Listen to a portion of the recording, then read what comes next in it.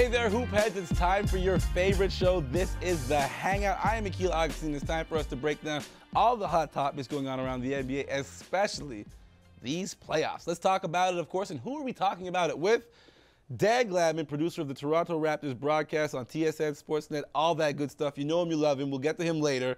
Adrian Chetty, sideline reporter for the Mississauga Power. Shouts out to you and the Power. Thank you for joining us. Thank you so much for having me. All right, and then we have Megan McPeak, second time on the couch, play-by-play for the inaugural season of the Brampton A's. Congrats on you guys, Coach, and all you guys doing all your great work. Playoffs for the first season, that's big. First season, take on two-time defending champions. Lost to them in 5, but you can't be anything but happy with your inaugural season and going 27-15. Yeah, that's a good look for you guys. Let's talk about it. It's playoff time. Pacers, Heat, that was the big game. We're big game hunting. Now, looking at these highlights, this is LeBron James mixtape. The Heat are ready for the Spurs. I'm calling it right now. The Pacers are ready to go fishing. LeBron James went off. Prior to the game, there were big talks coming out of Indiana. Lance Stephenson taking some shots at LeBron James. Paul George himself was not impressed with what Lance Stephenson was saying, and he made a point to address it in the post-game press conference. Paul George went up on the podium and said, he's doing it to the wrong guy. He's barking up the wrong tree. LeBron is the same way. He feeds off that kind of energy, and it's true. But another thing we got to take into consideration, Paul George seems to think the reason why his team lost this game is free throw shooting. He thought they competed equally on most of the statistical things. They played a perfect game on paper, and he thinks they lost the game on the free throw line. I think he's missing the point. But someone else that thinks he's missing the point is Mr. LeBron James. We handed off to LeBron James and his thoughts on how this game was won. All we care about is winning the ball game, and we was able to do that.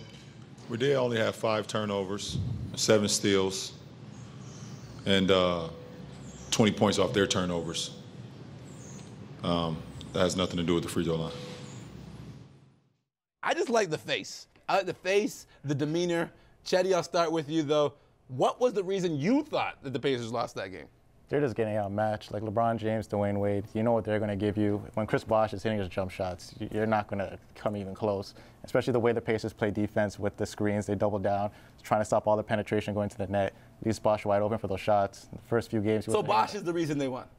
Bosh hitting the shots definitely opens up the floor for everyone else to excel. Because, like I said, you know what you're going to get from LeBron and Dwayne Wade. But when Bosh and else hitting. I'm surprised at what they're getting from Dwayne Wade, but I will agree with you. I think Bosh has been the game changer. What was your takeaway for the win? Plain and simple, Indiana has no offense. And their defense is subpar right now.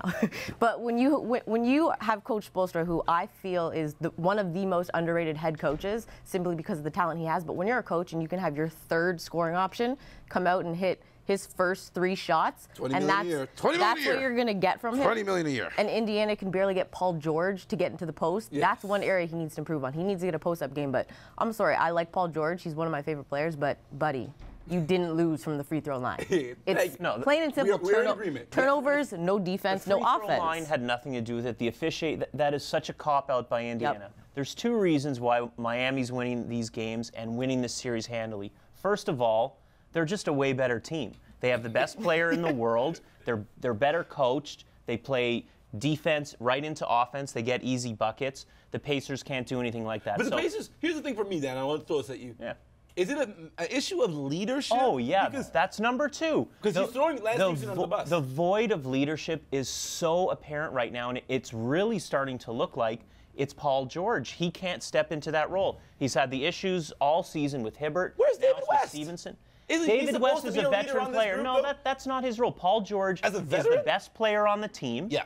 It's his job. Ray Allen's the oldest guy on Miami. He's not the leader. LeBron is. And Paul George is supposed to be leading Indiana. Instead, all he's doing, he's taking the weight of the expectations from last season, and they're just running into the ground right now. All right, I remember like a couple years ago when this team was a hot up-and-coming team, Adrian. Danny Granger was kind of the leader. He was there last year. Yeah. And I got to say, he had experience there. He had time in there. And he had a certain name there. Are they missing a guy like that to help them right now? They're definitely missing a guy like that. Like the Indiana Pacers, you don't know who is a superstar on that team. It was supposed to be Paul George.